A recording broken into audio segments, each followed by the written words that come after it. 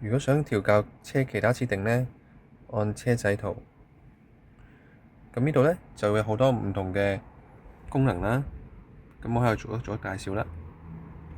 呢個快捷呢，就主要控制車頭燈嘅開關啦、水撥嘅敏感度啦、開窗啦、調節倒後鏡啦，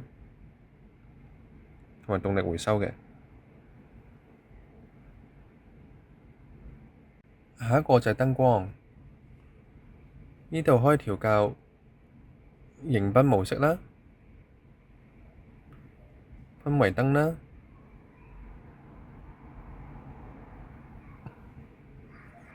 閱讀燈啦，同埋大燈嘅高度。鎖門嘅設定啦，鎖門唔會閂窗啦，開 child lock 啦，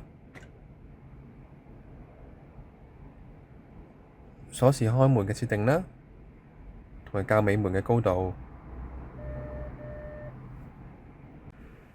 調節，呢度可以調節座位啦、後視鏡啦。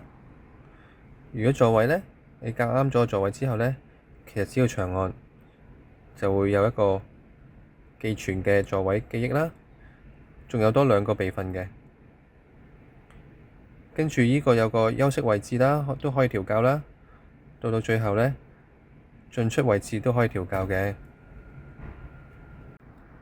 調節後視鏡，咁調節後視鏡呢，就喺軚盤嘅右手邊嘅按鈕呢，就去做一個調節嘅。我校左邊或者右邊，推上去，推返落嚟，推去左手邊，或推去右邊。如果調校好之後呢，撳一下呢，就會調校另一邊嘅後視鏡啦。大家需要倒車嗰陣時，個後視鏡自動會向下調嘅話呢，只需要開動呢個功能咁就可以啦。駕駛，大家喺個版面可以揀唔同嘅駕駛模式啦，舒適、節能、運動或者個人化。而去到個人化呢，你可以選項唔同嘅動力啦、剎車嘅反應啦、轉向啦。如果你嘅車係配備咗氣壓避震呢，都可以揀個軟硬度同埋高低度嘅。呢架車嘅電得返好少嘅時候，你可以選擇開超級節能或者超級智能 Light。而超級節能開咗之後呢，佢首先會將你嘅速度呢限制於60公里或以下。有啲功能係會冇用嘅，例如自動泊車系統啦、冷氣啦，有啲熒光幕係會熄咗嘅。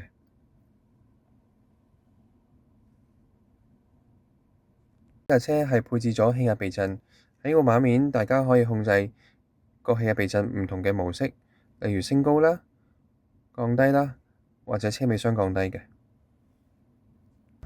動力回收，當你開架車嗰時，動力回收會 set 咗係標準，你可以選項較低或者關閉。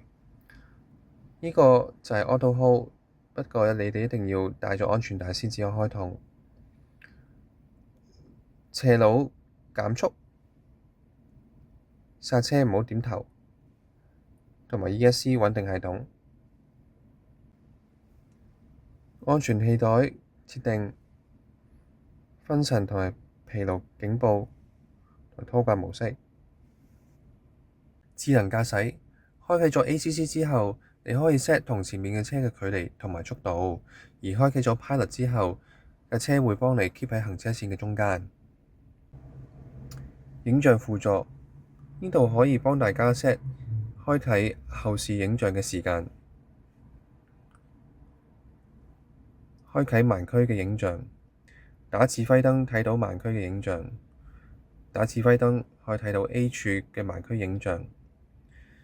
最後呢個係打指揮燈，如果側邊有人嘅話，其實個影像會有個紅色框框住個人嘅。向前碰撞預警，呢度大家可以 set 個敏感度。向後碰撞輔助，呢度大家可以 set 關閉警示或者警示剎車。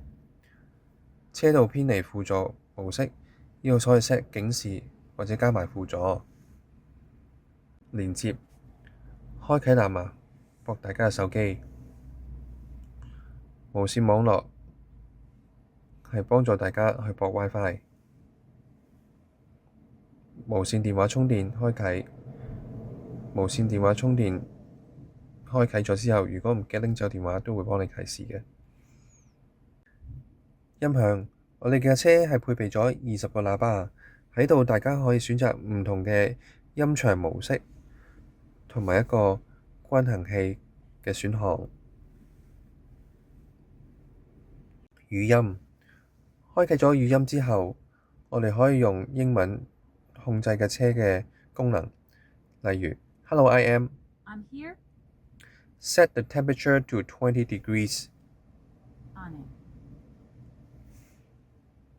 通用自定按鈕，軚盤右手邊嘅按鈕，大家可以設定一個快捷鍵，可以選擇唔同嘅功能。